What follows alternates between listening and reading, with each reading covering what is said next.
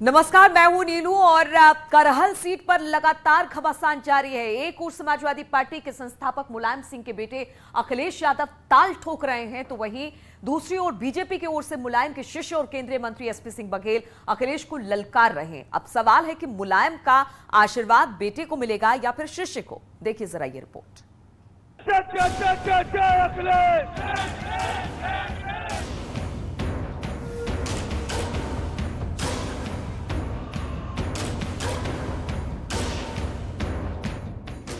मैनपुरी की करहल सीट की सियासत चरम पर पहुंच गई है। करहल के अखाड़े में मुलायम के बेटे अखिलेश यादव और मुलायम के शिष्य एसपी सिंह बघेल की परीक्षा होने वाली है। करहल सीट को अपने पक्ष में करने के लिए केंद्रीय मंत्री एसपी सिंह बघेल लगातार करहल में जमे हुए हैं। वहीं एसपी के लिए सुरक्षित सीट माने जाने वाली करहल में अखिलेश दूसरी बार सभा करने पहुंचे। साथ ही मंच पर पिता मुलायम भी मौजूद थे। बीजेपी के उम्मीदवार और केंद्रीय मंत्री एसपी सिंह बघेल से पूछा गया कि गुरु किसे आशीर्वाद देंगे, तो क्या जवाब था, आप भी सुनिए। गुरु पहले भी आए हैं, जब धर्म युद्ध कुरुक्षेत्र में हो रहा था तो द्रोणाचार्य जी अर्जुन जी के सामने थे। लेकिन गुरु शिष्य परंपरा हमारी ये रही है कि जो पुत्र से भी बढ़ के है। अश्वत्थामा को वो प्यार द्रोणाचार्य ने नहीं दिया जो अर्जुन को दिया था, लेकिन युद्ध उनके खिलाफ लड़ रहे थे।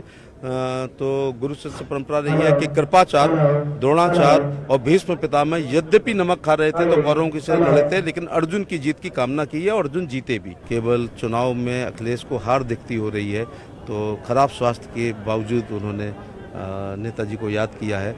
ये उनकी बौखलाहट, घबराहट, हार का सीधे सीधे प्रतीक हो रहा है कि जो स्वयं कह के गए थे कि वो नहीं आएंगे, वो आ गए हैं। वहीं करहल में सभा को संबोधित करते हुए अखिलेश यादव ने सरकार पर जमकर वार किया। साथ ही करहल के बीजेपी प्रत्याशी बघेल पर वार करते हुए दल बदलू होने का आरोप लगाया। विरोधी के पास वोट नहीं है, वोट नहीं है और वो सब दल में घूम आया है। कोई दल नहीं बचा जिसमें ना घूम के आया हो सकता है नंबर लगाया हो कि समाजवादी पार्टी में भी आ जाएंगे बाद में, इसीलिए संबंध बनाने करहल में आया है। करहल सीट पर पूरे देश की निगाहें लगी हुई हैं। ये वही करहल है जहां से मुलायम सिंह ने पहले शिक्षा प्राप्त की, फिर शिक्षक बने। इसी करहल के अखाड़े में उन्होंने पहलवानी के दाव पेंच भी सीखे, लेकिन अब पहलवान बदल चुके हैं। एक और जहां मुलायम सिंह के बेटे अखिलेश यादव हैं, तो दूसरी तरफ मुलायम के शिष्य एसपी सिंह बघेल हैं। सभी को इस सियासी अखाड़े के विजेता पहलवान का इंतजार है। हालांकि मुलायम सिंह ने मंच से बेटे अखिलेश के लिए वोट की अपील की। जो भी उम्मीदवार यहाँ हैं वो अखिलेश उम्मीदवार हैं, कांग्रेस को भारी बहुमत जिताने हाँ मेरी भावना है, उसको पूरी भावना का आदर करते हुए अखिलेश को भारी बहुमत जिताना और समाजवादी पार्टी को मजबूत करना। खैर, सियासत के मैदान में गुरु शिष्य परंपरा को जनता भी देख रही है। अगर करहल सीट पर वोटों के समीकरण की बात करें तो करहल विधानसभा सीट पर 3,71,261 मतदाता हैं। इनमें यादव मतदाताओं की संख्या 1.25 लाख के करीब है। दूसरे स्थान पर शाक्य, बघेल और तीसरे स्थान पर क्षत्रिय मतदाता हैं। शाक्य और क्षत्रिय मतदाता को बीजेपी अपना कोर वोटर मानती है।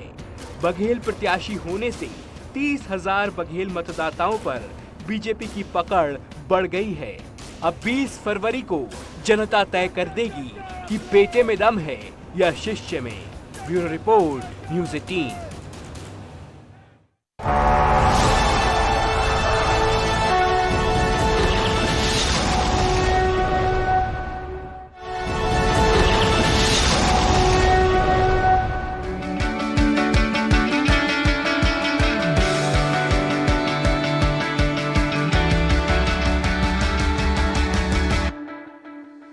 चुनावी शोर में सब कुछ जारी है और इसी बीच पान की दुकान पर बात हो रही है सियासत की कि आखिर यहाँ के लोग किसकी बात करना चाह रहे हैं और किसको चुनना चाहेंगे, क्योंकि चुनाव है और हम हैं रानी लक्ष्मीबाई के जिले झांसी में, और यहाँ पर पान की दुकान में भाई साहब चूना लगा रहे होंगे और पान भी लग रहे हैं, लेकिन सवाल ये है कि इस बार चुनाव कैसा लग रहा है?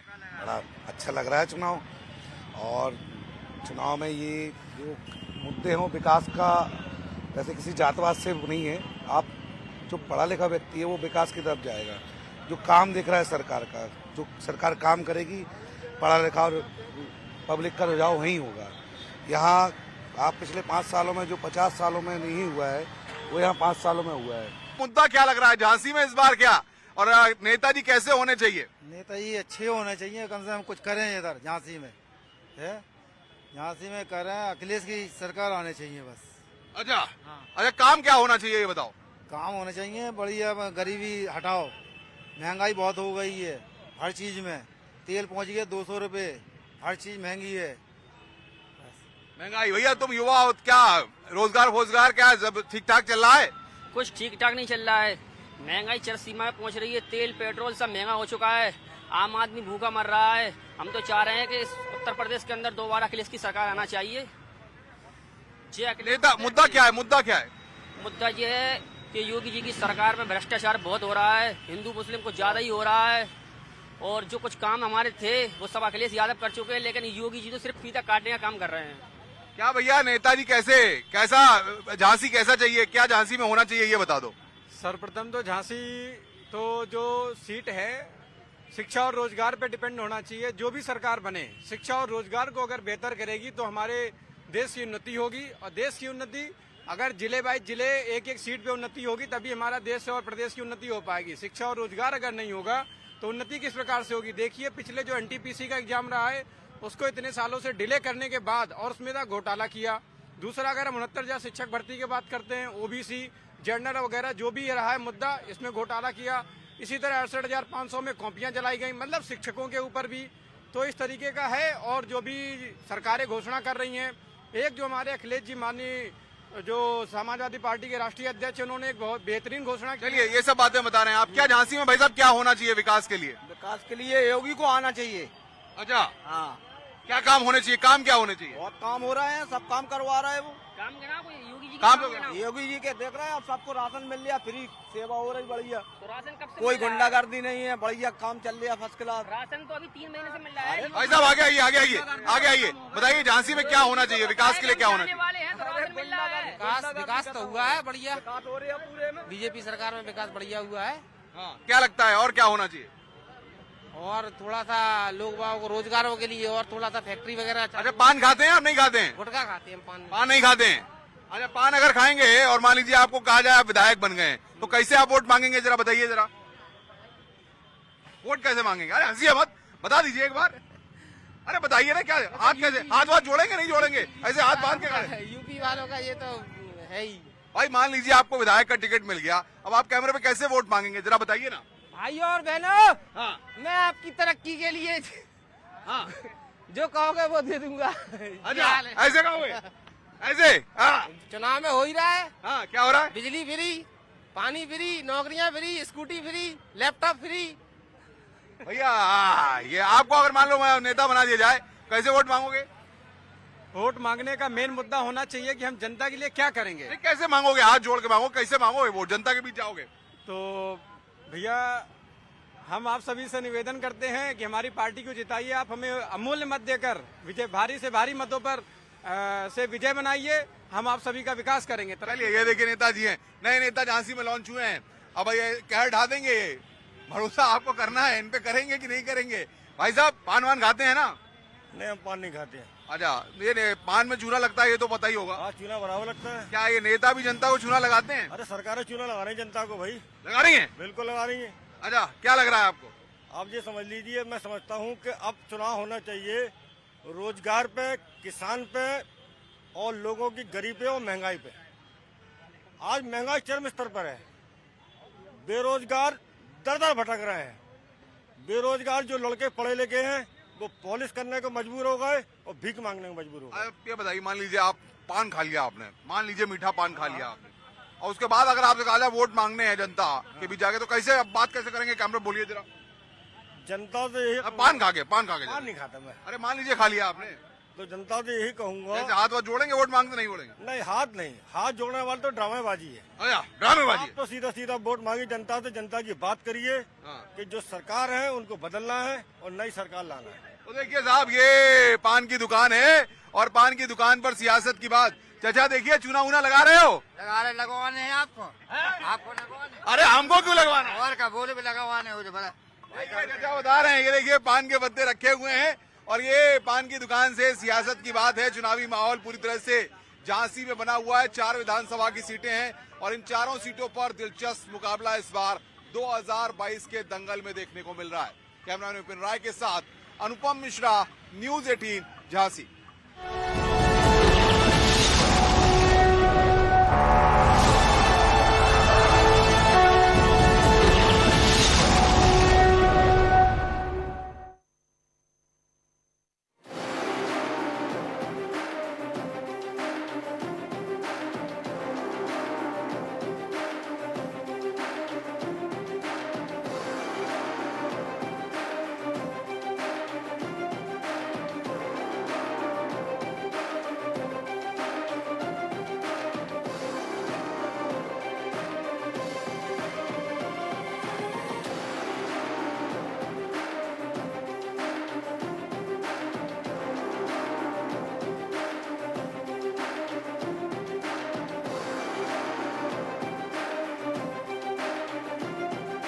बाद में हुई हत्या का पुलिस ने किया खुलासा। हत्या करने वाले 3 युवकों को भेजा गया जेल। बस्ती में पुलिस और बदमाशों के बीच मुठभेड़। 2 बदमाशों के पैर में लगी गोली। कब्जे से 2 अवैध असलाह, कारतूस समेत कई सामान बरामद। गोरखपुर पुलिस को बड़ी कामयाबी। छापेमारी में हजारों लीटर कच्ची शराब बरामद। 1 आरोपी गिरफ्तार। लखनऊ में सड़क पर चलती बाइक में लगी आग। बाइक सवार ने कूदकर बचाई किसी तरह अपनी जान। फायर ब्रिगेड ने आग पर पाया काबू। मथुरा में प्रियाकांत जू मंदिर के पास मूर्ति चोरी करने वाला गिरफ्तार। 2 फरार आरोपियों की तलाश जारी। महोबा में शादी समारोह कार्यक्रम के लिए खाना बनाने के दौरान एलपीजी सिलेंडर में आग लग गई, जिससे दुल्हन समेत 9 लोग बुरी तरह से झुलस गए। तमिलनाडु के स्कूल में जबरन धर्मांतरण मामले को लेकर मेरठ में आज एबीवीपी कार्यकर्ताओं ने प्रदर्शन किया। सरकार के खिलाफ जमकर नारेबाजी की। इलाहाबाद केंद्रीय विश्वविद्यालय में छात्रों का प्रदर्शन। ऑफलाइन परीक्षा का किया विरोध। पुलिस से हुई झड़प। आगरा में छात्र छात्राओं ने पेंटिंग से राजा मंडी स्टेशन की दीवारों को सजाया और लोगों को स्वच्छता के प्रति जागरूक किया। मथुरा में मतदान के बाद होली के रंगों में रंगे दिखे नेता। ऊर्जा मंत्री श्रीकांत शर्मा ने वृंदावन के राधा रमण मंदिर में होली का आनंद लिया। उत्तराखंड में आईटीबीपी के जवानों ने 0 डिग्री से भी कम तापमान में दिखाया दम। 15,000 फीट की ऊंचाई पर गश्त करते आए नजर। देहरादून में आज से टूरिस्टों के लिए खोला गया एफआरआई। एक दिन में 500 टूरिस्टों को मिलेगी एंट्री। कोविड के कारण नवंबर से बंद था एफआरआई।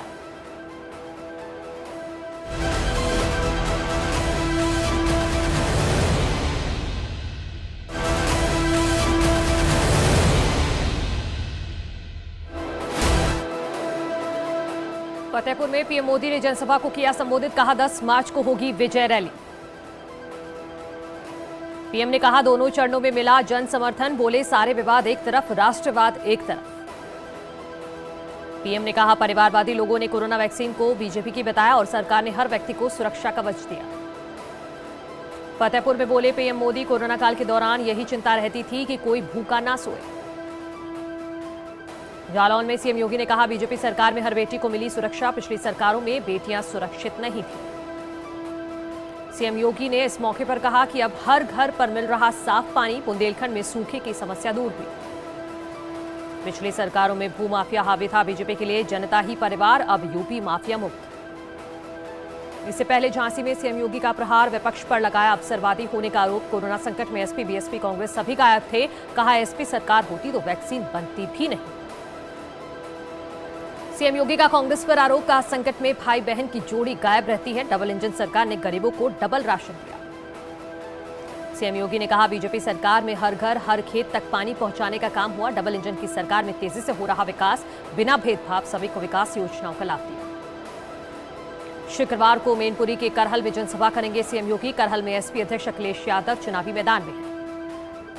मैनपुरी के करहल में अमित शाह की दहाड़। बीजेपी प्रत्याशी एसपी बघेल के लिए की वोट की अपील, कहा करहल में कमल खिला। इस मौके पर अमित शाह ने कहा बीजेपी की सरकार में देश का हो रहा विकास, बीजेपी सरकार में देश सुरक्षित। फिरोजाबाद के शिकोहाबाद में अमित शाह की रैली, कहा पहले दूसरे चरण में एसपी का सूपड़ा होगा साफ, 300 से ज्यादा सीटों से होगी बीजेपी की जीत। अमित शाह ने इस मौके पर बीजेपी सरकार में 2 करोड़ 45 लाख किसानों को 6000 घर हर साल, बीजेपी सरकार में बिना भेदभाव यूपी का हुआ विकास। देश में 80 करोड़ गरीबों को मिला फ्री राशन, 1.41 करोड़ बिजली कनेक्शन दिए, बीजेपी की सरकार गरीब पिछड़े वर्ग की सरकार। इस न्यूज हेडलाइंस के प्रायोजक पेट सफा आयुर्वेदिक जूस, पेट सफा हर रोग दफा।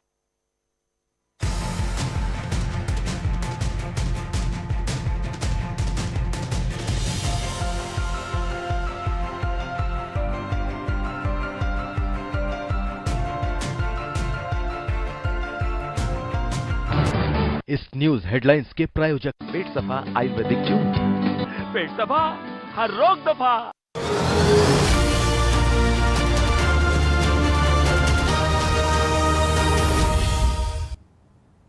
प्रधानमंत्री मोदी ने गुरुवार को फतेहपुर में चुनावी सभा को संबोधित किया। प्रधानमंत्री ने समाजवादी पार्टी और कांग्रेस पर जमकर निशाना साधा। उन्होंने कहा कि विपक्ष ने कोरोना वैक्सीन को बीजेपी का टीका बताया। इसके अलावा प्रधानमंत्री ने कांग्रेस पर उत्तर प्रदेश के लोगों को अपमानित करने का आरोप लगाया। साथ ही प्रधानमंत्री ने सीएम योगी आदित्यनाथ की भी जमकर तारीफ की। लेकिन ये परिवारवादी क्या बोल रहे हैं? ये तो भाजपा का टीका है।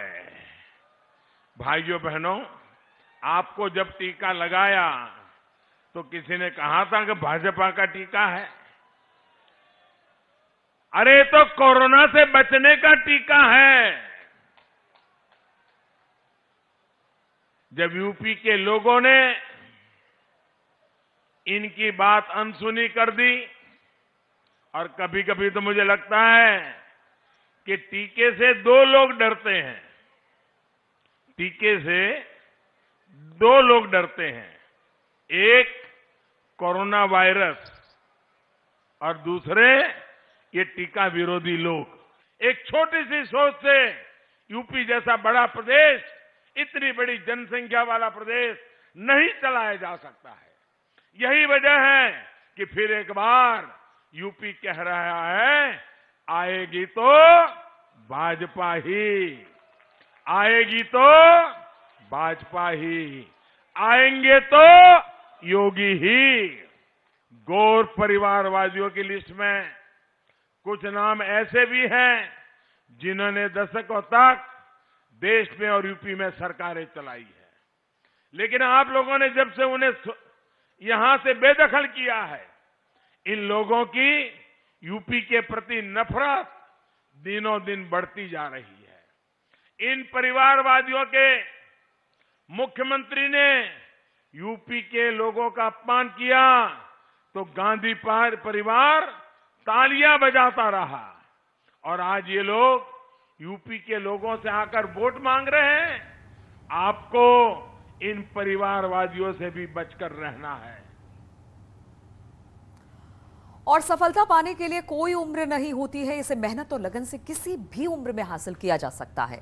और यही हमने अपने पहल बायजूस यंग जीनियस सीजन 2 में हर बच्चे में देखा है। आइए एक नजर डालते हैं चंचला कुमारी और अद्वैत कुलारकर पर, जो इस हफ्ते बायजूस यंग जीनियस पर दिखाई देने वाले हैं।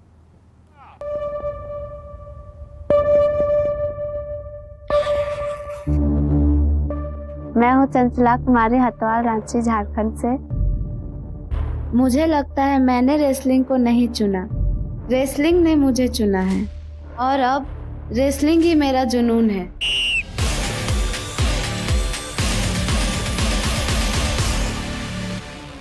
हमारा स्थिति ठीक नहीं था, इसलिए मैंने चंचला को अकादमी डाले ताकि वो अच्छा से पढ़ सके, अच्छा से खेल कर पाएगी। मैं 5 साल से रेसलिंग कर रही हूँ और अभी तक मैंने स्टेट लेवल पे गोल्ड और नेशनल में 2 गोल्ड, 1 सिल्वर, 2 ब्रॉन्ज मेडल जीते और इंटरनेशनल में क्वालिफाइड हुई।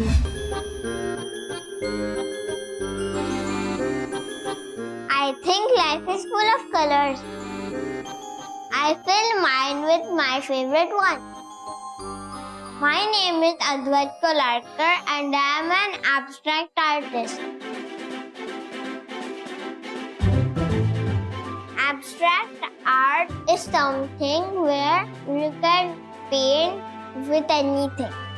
अद्वैत को लगता है कि एब्स्ट्रैक्ट आर्ट कोई भी कर सकता है, लेकिन उसको ये नहीं पता है कि वो जिस तरीके से वो टेक्सचर्स, कलर्स, डिफरेंट कंपोजिशन बनाता है, उसके जैसा कंपोजिशन कोई और बच्चा इस उम्र में बना सकता है। There is no right and wrong in abstract art. And most important part is that everyone sees it differently. What I see as a galaxy, you might see it as an ocean. अद्वैत बस 2 साल का ही था जब उसका पहला painting का exhibition हुआ। उसकी पेंटिंग की एग्जीबिशंस इंटरनेशनल लेवल पे हुई है।